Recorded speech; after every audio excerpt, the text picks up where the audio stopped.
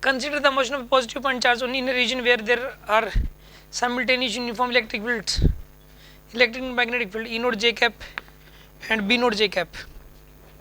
At time t equal to 0,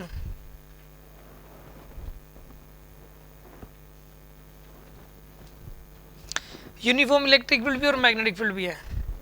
At time t equal to 0, this charge has velocity v in the xy plane, making an angle theta with the x-axis. Which of the following options are correct for time t equal to t greater than 0?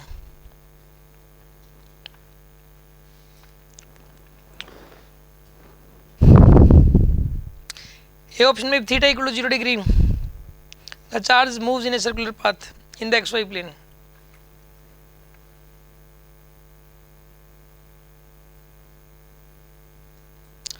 अच्छा, गलत बात है.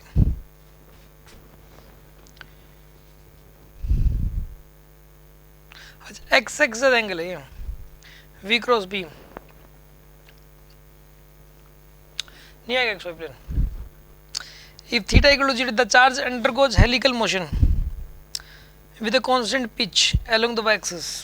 constant pitch नहीं हो सकती, pitch तो increasing आएगी.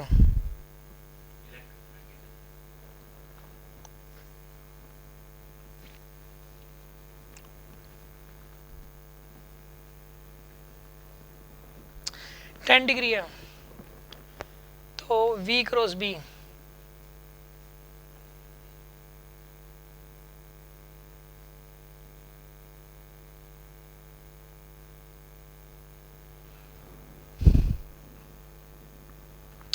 तो सी ऑप्शन करेक्ट है.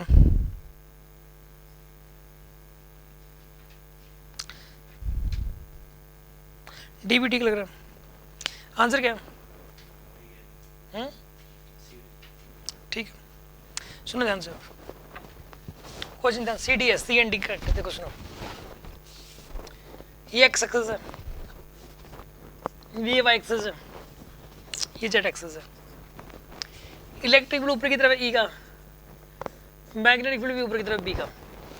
ठीक है, चार्ज पार्टिकल को फेंक दिया एक्स एक्सिस के साथ थीटा एंगल पे, ये वाला angle theta, X Y plane में, एक्स वाई प्लेन में. पहले वाले केस में कह रहा है थीटा इक्वल टू 0 डिग्री, यानी कि वेलोसिटी इसी तरफ दे दी. तो मुझे तो बात बताओ, और ये वेलोसिटी है और कह रहा है कि एक्स जेड प्लेन में मूव करेगा ये, और सर्कुलर पाथ में मूव करेगा. देखो सुनो, पहली बात तो जब इलेक्ट्रिक फोर्स लगता है ना तो सर्कुलर पाथ तो बनता ही नहीं, या तो हेलिकल बनेगा या और कोई पाथ बन जाएगा. देखो इसमें v क्रॉस b, अंगूठा इस तरफ आ रहा है.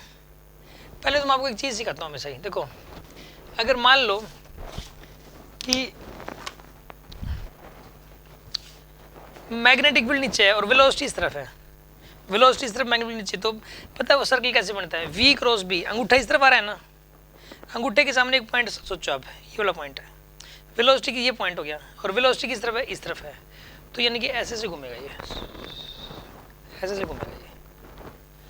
अब जैसे कि मान लो मैग्नेटिक फील्ड ऊपर है, वेलोसिटी इस तरफ है, तो v क्रॉस b, अंगूठा इस तरफ आ रहा है ना, अंगूठे के सामने एक पॉइंट सोचो यहाँ पे, और वेलोसिटी ये थी पॉइंट वेलोसिटी, पॉइंट वेलोसिटी, ऐसे घूमेगा ये. आगे बात समझ में? अब एक बात बताओ, v क्रॉस b जेड के लूंगा रहे अंगूठा, तो जेड के यहाँ पे एक पॉइंट सोचो आप, जेड एक्स से, और वेलोसिटी ऐसे से घूमेगा ये एक्स जेड प्लेन में, लेकिन घूमते घूमते ऊपर भी जाएगा ये. क्यों? क्योंकि इलेक्ट्रिक फोर्स लग रहा है. तो सिर्फ सर्कल नहीं बनाई है, एक्स जेड प्लेन में मूव किया, लेकिन हेलिकल पाथ बना, इसको हेलिकल पाथ बोलते हैं. ऐसे ऐसे घूमते घूमते ऊपर जाएगा ये. ठीक है ना, इसको सर्कल बोलते हैं नहीं, इसको हेलिकल बोलते हैं. सर्कल तो बिल्कुल कंप्लीट सर्कल करना होता है. तो ए गलत हो गया. बी में क्या कह रहा है? Theta equal to 0 degree, the charge undergoes helical motion with a constant pitch. Pitch को पिच होता है कि कंसेक्यूटिव टर्निंग से पिच है, वो तो बढ़ता हुआ चला जाएगा, क्योंकि उसकी स्पीड पहले तो कम होगी, पहले तो ऐसी स्पीड कम होगी, तो दूसरी टर्न जल्दी से आ जाएगी, फिर तीसरी टर्न थोड़ा और ऊपर जाके आएगी, चौथी टर्न कुछ और ज़्यादा ऊपर जाके आएगी. गैप बढ़ता जाएगा पिच के बीच का. क्यों? क्योंकि स्पीड बढ़ती जा रही है उसकी. जो वाई के अलोंग जो उसकी स्पीड है ना वो बढ़ती जा रही है। समझ आ रही है बात आपको? तो पिच लेंथ तो बढ़ेगी इसके अंदर, इसलिए सी करेक्ट है इसके अंदर। और डी में पता क्या कह रहा है, एक्सेलरेटेड मोशन होगी वाई के अलोंग, अगर थीटा इक्वल टू 90 हुआ, अगर थीटा इक्वल टू 90 हुआ मान लो, यानी कि अगर स्पीड ऊपर की तरफ हुई, स्पीड ऊपर की तरफ हुई तो क्या होगा बताइए इसके अंदर? है भी बताइए, मैग्नेटिक फोर्स लगेगा नहीं, सिर्फ इलेक्ट्रिक फोर्स लगेगा, सिर्फ इलेक्ट्रिक फोर्स लगेगा इस केस में, ठीक है ना। तो ये ऊपर की तरफ जाएगा इस केस में, मतलब इसलिए, और ये एक्सेलरेटेड मोशन होगी वाई के अलोंग, ठीक है।